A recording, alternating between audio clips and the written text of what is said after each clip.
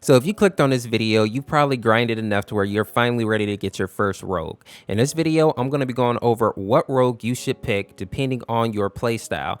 At the end of the video, I'm also going to show you the most slept on rogue in this game right now. So let's go ahead and jump into it. First and foremost, I want to let you know that you can test out any rogue in the game if you go to the shooting range. If you see here, you can go and you can play any of these guys. So make sure to do that, get a feel for their guns, get a feel for their kits, and that will help you make a decision on who you actually want to spend money on. I'm sure you already know and you don't need me to tell you, but getting reputation in this game is definitely a grind. So make sure that you're choosing somebody that you actually want to play.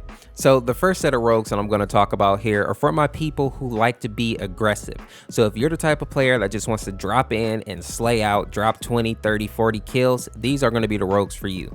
First person in this list is going to be Lancer. Now, I'm not going to sit here and tell you that Lancer is the most technical rogue in the game or tactical rogue, because she isn't. But if you're about speed, violence, momentum, this is the rogue that you probably want to go with. Her SMG, super fast firing, shotgun, super fast firing. She has the sticky nade that can wipe out a team if you catch them right. She also has quick and quiet, which allows her to sneak up on people and flank and simply move faster. And then elusive allows her to reload her guns whenever she dodge rolls. She is a complete unit. Now, she does fail a little bit when you are put against a competent, coordinated team. She simply isn't able to get the flanks as effectively or to get into range that she needs to really be effective with her weapons, because they're both fairly short range. The next rogue that we want to talk about here is going to be Scorch. If you're talking about steamrolling a team, high risk, high reward, Scorch is definitely the way to go. The reason I say high risk, high reward is because Scorch's power comes from her ability Overheat.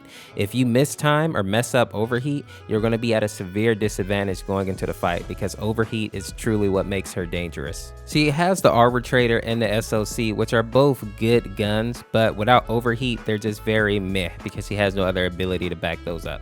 Now, the last rogue I'm going to put in this category of kind of slayer is going to be Chaac. Chaac is an interesting rogue because on paper he seems to be really good, and I think for new players he is, but as you get to higher levels of play he begins to fall off a little bit. The reason that I say Chaac is really good for new players is because he has a super fast firing SMG, he has a shotgun that can one tap, he also comes with life drain and replenish, meaning that he'll get health back on downs and also his full clip back on downs. Not to mention he can revive and overheal himself, meaning that even if you get downed as a new player, you'll be able to get yourself up, won't have to depend on your team too much, or you can overshield in order to eat more bullets. So these are the three rogues that I would recommend if you are trying to simply slay out. Now I want to look at two rogues that are a little bit more balanced for those players that want to mix between attack and defense.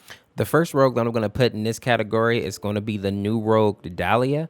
I believe that Dahlia is the perfect rogue for people who kind of are on that fence between attacking and defending. The reason I say that is because of buddy system mostly. Dahlia can take the passive of any rogue that she links to, and that will allow you to change your playstyle as you find necessary. So for people who are very indecisive with that, this is the perfect rogue for you.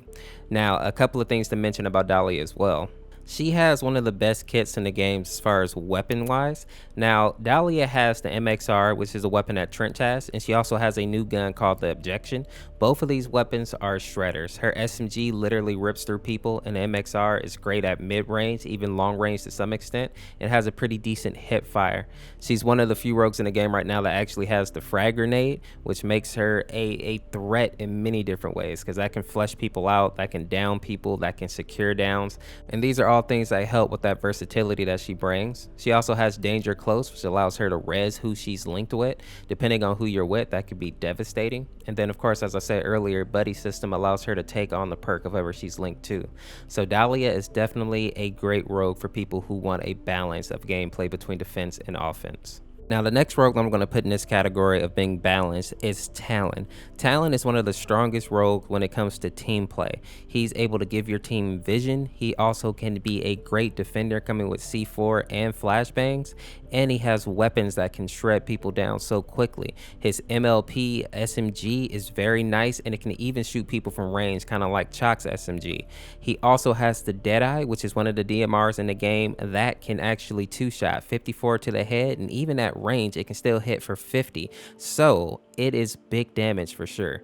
In more competitive type play, Talon also comes in handy because with Mag Glove, he's able to grab the bomb even from range. So if one of your teammates goes down, he'll be able to go and secure that objective. And on top of that, when you're defending, he's able to put his dart around that objective so that you can see when people are trying to make their way to your objective. With the C4 on top of that, he makes for an excellent defender. He is very hard to get around a good Talon. Now, if you want to be more of a defensive player, a great rogue for you to go for is going to be Vi. Vi is a very strong defender, and she gives people such a hard time trying to get to objectives. Her Vow Poison deals damage, but not only that, it takes away their max life. So let's say that you get 5 ticks on a person, that's 10 health that they will not be able to get back. Now, 10 health, yeah, that's not a whole lot, but you have all been in those gunfights where you survive with 3 health, 5 health. You know the difference that that can make in a gunfight. So having Vi on a team is very dangerous. And not to mention the fact that when she takes life from somebody, she's able to put that onto her own health bar. So not only is she making the enemy team weaker, she's getting stronger in the process, which can drastically change the outcome of a fight, right? It goes from being able to down her with a grenade to her being able to survive because she has that extra 25 health, right? Especially early in the rounds. So having Vi on a team is great for holding people back, securing lanes, and also for just buying time for your team to rotate over, especially in games like Demolition or Extraction. So very good rogue for you defender types. This next rogue is going to be for you people who want to play this game at the very highest level because she takes skill and accuracy. This is going to be Phantom. Phantom is the only sniper in the game, and the reason I say that she has the highest skill ceiling is because if you're not hitting headshots with the sniper, you're just not being effective, and you're going to be more of a hindrance on your team than a benefit, especially if you're playing against good people.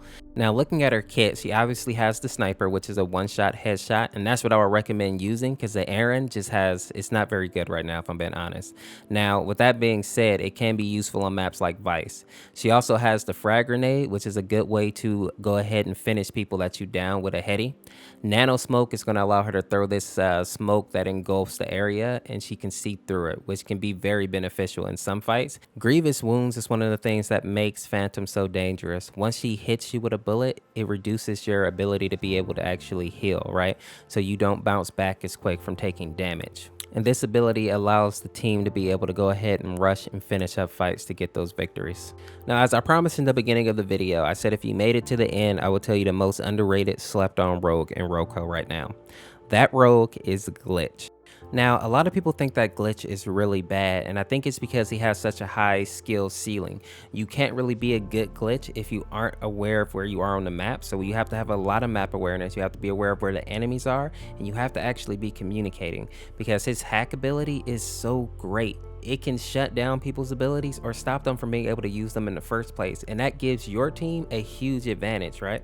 You also have the ability to see where people's equipment and gadgets are. Now, if you are communicating with your team, that's a big deal. If you're playing by yourself solo, not so much, right? That's good that you know where it is, but being able to communicate that to your team is going to be a huge boon to them, because as I always say, more information is going to help your team, whereas less information can only hurt you, right? Now, looking at his kit as well, he has the LMP just like Talon, and he also has Chaac's shotgun, which is the Skull 6. So depending on how you want to play Glitch, he can easily one-shot some people or rip through people with his SMG. On top of that, he has the flashbangs, which are so good. I say always run the flashbangs just about because Glitch is more of like that support type character, so being able to blind people, keep them from using their abilities, is going to be a huge boon for your team. Not to mention, a lot of people are not playing him right now, so for you people who want to play a rogue that isn't necessarily meta, or at least people don't know is meta, Glitch will be a good rogue to jump into right now. And also, just to add on to it, since he is getting 6 cents taken away from him soon, he's also going to get Headstrong, which will give him 25 additional health. So Glitch is definitely a great rogue to go for if you want a rogue that isn't played too much, that is really going to be a meta rogue later and has a high skill ceiling. Check him out. So people, this is my list of, I think, must play rogues if you're new to the game. Now, let me know who you think should be added or taken off this list, because I'm always curious to know what you guys are feeling as well.